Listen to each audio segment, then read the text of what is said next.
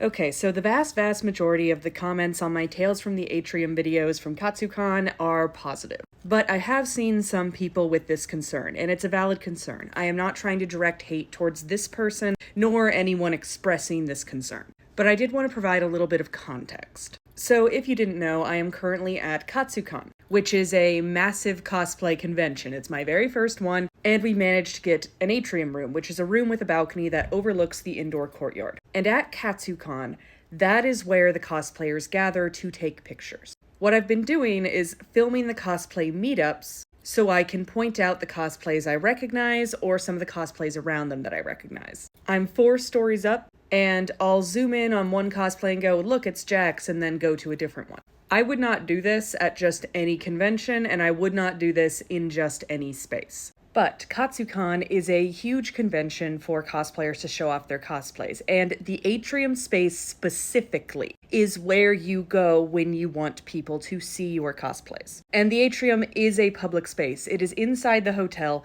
but you don't need a badge or a key to access it. At least you didn't on Friday. Then they started asking for it on Saturday night, and now they've stopped asking for it again, so I don't know what's going on. But the people in the atrium are there to be photographed. So while I didn't necessarily ask each individual cosplayer for their permission to film them in that video because I didn't have a megaphone, by being in that space, there is a context of permission. And since I am so far away and mostly there's wide shots, the people aren't very recognizable. But I still would not film like this in a hallway. I wouldn't film like this over the cafe because those spaces don't have the same context of permission that the atrium does. And I was a little bit nervous about doing this too, but I talked to a lot of people that go to this con regularly and they all said it was fine.